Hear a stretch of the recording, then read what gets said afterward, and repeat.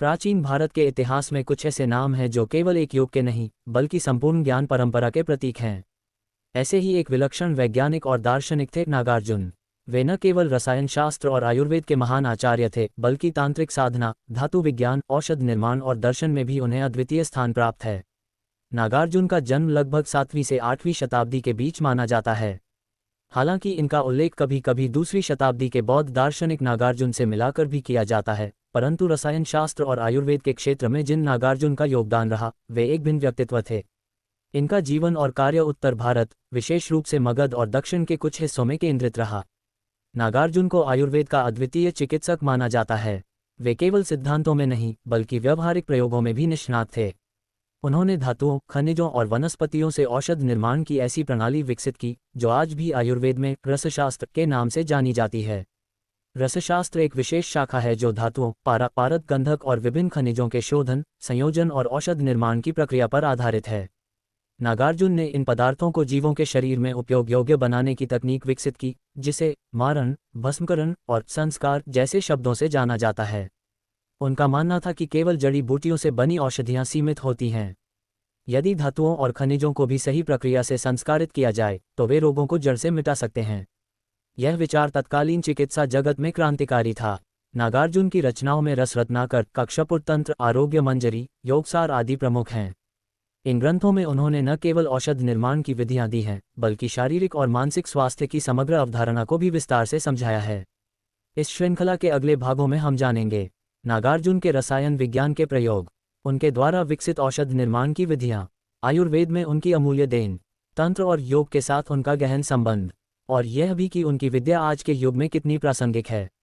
नागार्जुन का जीवन ये सिद्ध करता है कि विज्ञान, दर्शन और साधना, इन तीनों का संतुलित समन्वय ही वास्तविक ज्ञान का आधार है। भारत की प्राचीन रसायन विद्या केवल पदार्थों की प्रकृति और गुणों तक सीमित नहीं थी बल्कि उसका संबंध जीवन की दीर्घता, रोगों की चिकित्सा और आध्यात्मिक साधना से भी जुड़ा था। इस विद्या को चरम उत्कर्ष तक पहुंचाने वाले वैज्ञानिक थे नागार्जुन। उन्होंने रसायन शास्त्र को एक साधना का रूप दिया, एक ऐसी विद्या जो शरीर, मन और आत्मा को शुद्ध कर सके। नागार्जुन की सबसे महत्वपूर्ण देन थी रसविद्या। ये वह शाखा थी जिसमें पारा, गंधक, अभ्रक, माणिक्य, स्वर्ण, रजत, ताम्र जैसे धातु एवं खनिजों को शुद्ध कर औषधों में प्रयुक्त किया जाता था। लेकिन ये सामान्य रसायन नहीं था बल्कि एक अत्यंत जटिल और रहस्यमयी प्रक्रिया थी जिसमें मारण, भस्म, संस्कार, पुट जैसे चरण होते थे। पारे का शोधन और योग। नागार्जुन ने पारे, पारद को चिकित्सा में उपयोग करने के लिए उसे शुद्ध और संस्कारित करने की गहन तकनीकें विकसित की। पारा यदि अशुद्ध हो तो वह विषैला होता है, लेकिन यदि उसे विशेष प्रक्रियाओं से संस्कारित किया जाए तो वह शरीर में अत्यंत प्रभावशाली औषधि बन जाता है। उन्होंने पारे को जीवनीय तत्व कहा और माना कि यह शरीर में ऊर्जा, तेज और रोग प्रतिरोधक शक्ति बढ़ाने में सक्षम है। पारे को स्थिर करना, उसे ठोस रूप में बदलना और फिर विभिन्न औषधीय घटकों के साथ मिलाना, ये प्रक्रिया अत्यंत जटिल थी। धातुओं का भस्मकरण। नागार्जुन के अनुसार स्वर्ण, रजत, ताम्र, लोहा आदि धातुएं यदि ठीक से संस्कारित की जाएं तो उनकी भस्म शरीर को बल देती है, रोगों को जड़ से मिटाती है और वृद्धावस्था की प्रक्रिया को धीमा करती है। उन्होंने अनेक प्रयोगों द्वारा ये सिद्ध किया कि धातुओं की भस्म शरीर में पूरी तरह अवशोषित हो सकती है यदि उसे शास्त्र सम्मत विधि से तैयार किया जाए। पारा से सोना बनाने की धारणा। नागार्जुन को लेकर एक प्रचलित मान्यता ये भी रही कि वे पारे से स्वर्ण बनाने की प्रक्रिया में सिद्धहस्त थे। यद्यपि इसे आज वैज्ञानिक रूप से असंभव माना जाता है, परंतु उस समय के संदर्भ में ये प्रयोग एक तरह से रसायन शास्त्र की सर्वोच्च उपलब्धि मानी जाती थी। कुछ ग्रंथों में उल्लेख है कि नागार्जुन ने अपने प्रयोगों से धातुओं के गुणों में परिवर्तन कर उन्हें अधिक उपयोगी बनाया। उन्होंने धातु परिवर्तन, ट्रांसम्यूटेशन के सिद्धांतों पर भी विचार किया, जो बाद में अल्कमी के रूप में अरब और यूरोपीय रसायन शास्त्र में प्रवेश कर गया। रसायन शास्त्र और साधना का संबंध।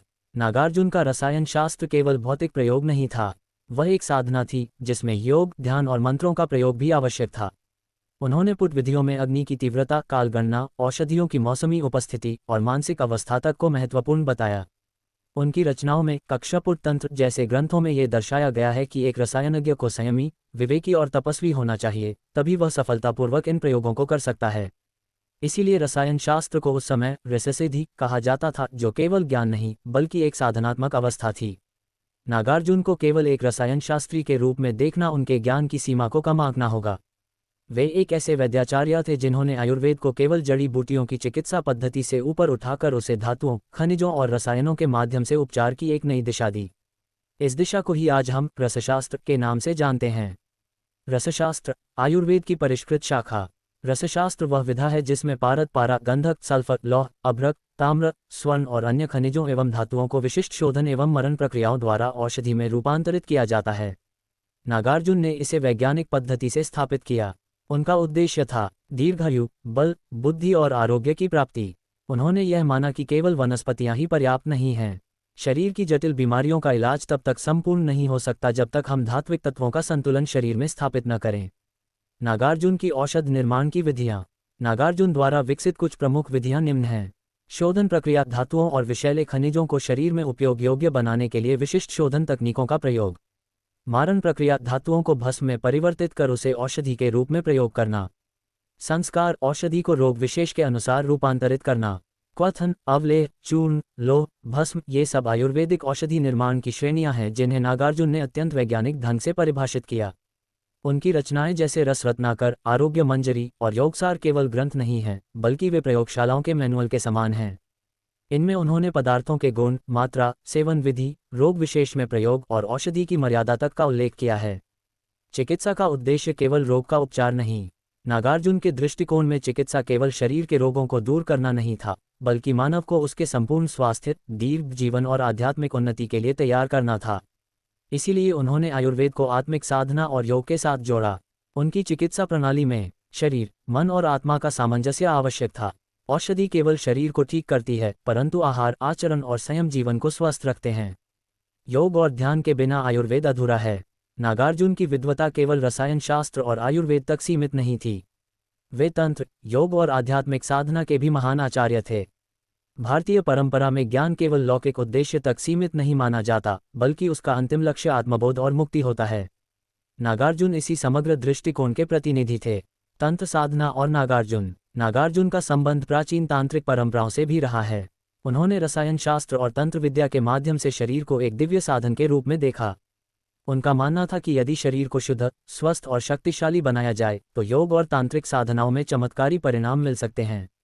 तांत्रिक साधना में जो रसायन शब्द है, उसका एक अर्थ ये भी है ऐसी प्रक्रिया या द्रव्य जो साधक के शरीर और चेतना को ऊर्जावान और सिद्ध बनाती है। इस दृष्टि से नागार्जुन ने औषधियों और धात्विक योगों का निर्माण केवल रोग निवारण के लिए नहीं, बल्कि साधना में सिद्धियां प्राप्त करने हेतु भी किया। योग के साथ रसायन विद्या का समन्वय। नागार्जुन योग को केवल ध्यान या आसनों का अभ्यास नहीं मानते थे। उनके अनुसार योग वह प्रक्रिया है जिसमें शरीर शुद्ध हो, प्राण शक्तिशाली बने, चित्त एकाग्र हो और अंततः साधक आत्मज्ञान की दिशा में आगे बढ़े। इसके लिए उन्होंने कई ऐसे रासायनिक योगों, औषधियों का निर्माण किया जो शरीर की सप्त धातुओं को पुष्ट करते हैं, मन को स्थिर करते हैं और साधना में सहयोग करते हैं। उनकी मान्यता थी कि बिना स्वस्थ शरीर और प्रबल प्राण के कोई साधना सफल नहीं हो सकती। यही कारण था कि उन्होंने योगियों और साधकों के लिए विशेष रसायन तैयार किए, जिन्हें योग रसायन कहा जाता है। सिद्ध परंपरा और नागार्जुन। भारतीय ज्ञान परंपरा में एक विशेष वर्ग रहा है सिद्ध योगियों का। ये वे साधक थे जो शरीर और प्रकृति के नियमों को अपने साधनाओं से प्रभावित कर सकते थे। नागार्जुन को सिद्धों की परंपरा में एक महान स्थान प्राप्त है। उन्हें महासिद्ध नागार्जुन भी कहा गया। सिद्ध परंपरा के अनुसार यदि साधक सही रसायन, संयमित जीवन शैली और सच्ची साधना को अपनाता है तो वह लौकिक शक्तियों, लंबी उम्र और उच्च चेतना को प्राप्त कर सकता है। नागार्जुन के ग्रंथों में इन साधनों और पद्धतियों का विस्तृत वर्णन है। नागार्जुन की साधना का उद्देश्य। नागार्जुन के लिए साधना का उद्देश्य था जीवन को दीर्घ, शक्तिशाली और दिव्य बनाना, ताकि साधक अपने आत्मिक लक्ष्य को प्राप्त कर सके। वे मानते थे कि केवल शास्त्र पढ़ लेने से ज्ञान नहीं आता। जब तक जीवन में अनुशासन, आचरण की पवित्रता और तपस्या नहीं हो, तब तक कोई भी रसायन या योग फल नहीं देता। नागार्जुन का नाम केवल प्राचीन भारत के एक महान रसायन शास्त्री और आयुर्वेदाचार्य के रूप में नहीं लिया जाता, बल्कि उन्हें भारतीय ज्ञान परंपरा के उस स्तंभ के रूप में देखा जाता है जिसने विज्ञान, चिकित्सा, साधना और दर्शन को एक सूत्र में पिरोया। उनकी विरासत की व्यापकता। नागार्जुन की विद्या केवल शास्त्रों तक सीमित नहीं रही। उन्होंने जो सिद्धांत प्रतिपादित किए वे आज भी आयुर्वेद की औषध निर्माण की प्रक्रियाओं, रसायन चिकित्सा और योग साधना में जीवित हैं। उनकी रचनाएं जैसे रस रत्नाकर, कक्षपुर तंत्र, आरोग्य मंजरी और योगसार आज भी आयुर्वेदिक संस्थानों में अध्ययन और अनुसंधान का आधार हैं। नागार्जुन की यह मान्यता कि धातुएं, खनिज और वनस्पतियां तीनों प्रकृति की शक्तियां हैं और यदि इन्हें सही विधि से संयोजित किया जाए तो रोगों का नाश, दीर्घायु जीवन और आध्यात्मिक विकास संभव है, आधुनिक चिकित्सा विज्ञान में भी अब अनुसंधान का विषय बन चुका है। आधुनिक चिकित्सा पर नागार्जुन का प्रभाव। आज जब आधुनिक चिकित्सा विज्ञान दवाओं के साइड इफेक्ट्स और प्रतिरोधक क्षमता की समस्याओं से जूझ रहा है, वहीं आयुर्वेद और विशेष रूप से नागार्जुन की रसशास्त्र पद्धति एक वैकल्पिक समाधान बनकर उभर रही है। आधुनिक शोध में ये प्रमाणित हो चुका है कि भस्म और धात्विक औषधियां यदि शास्त्रसम्मत विधि से तैयार की जाएं तो ये शरीर को बिना किसी दुष्प्रभाव के लाभ प्रदान कर सकती हैं। आयुर्वेदिक शिक्षा में नागार्जुन की भूमिका। भारत के कई आयुर्वेद महाविद्यालयों में नागार्जुन की रचनाओं को आज भी मुख्य पाठ्यक्रम में पढ़ाया जाता है। कुछ संस्थान तो आचार्य नागार्जुन रिसर्च सेंटर के नाम से विशेष अध्ययन और शोध केंद्र भी चला रहे हैं, जहां उनकी विधियों को आधुनिक तकनीक के साथ मिलाकर नई औषधियां विकसित की जा रही हैं।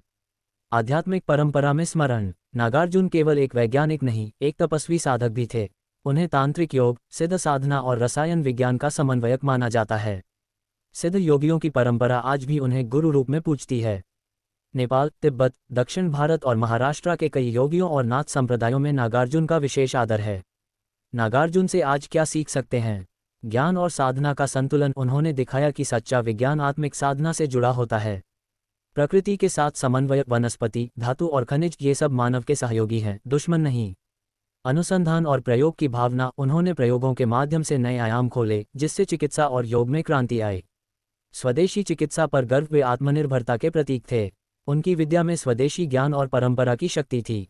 निष्कर्ष। नागार्जुन की विद्या केवल बीते युग की धरोहर नहीं है, बल्कि आज के युग की आवश्यकता है। जब मानवता रोगों, मानसिक तनाव और जीवन की विसंगतियों से जूझ रही है, तब नागार्जुन का समग्र दृष्टिकोण, जो विज्ञान, चिकित्सा और आत्मिक उन्नति को एक साथ रखता है, मार्गदर्शक बन सकता है। उनकी जीवन यात्रा ये सिखाती है कि ज्ञान तब तक अधूरा है जब तक वह जीवन को स्वस्थ, आत्मा को शुद्ध और समाज को समृद्ध न बनाए। श्रद्धांजलि उस महापुरुष को, जिनकी विद्या आज भी भारत की आत्मा में जीवित है।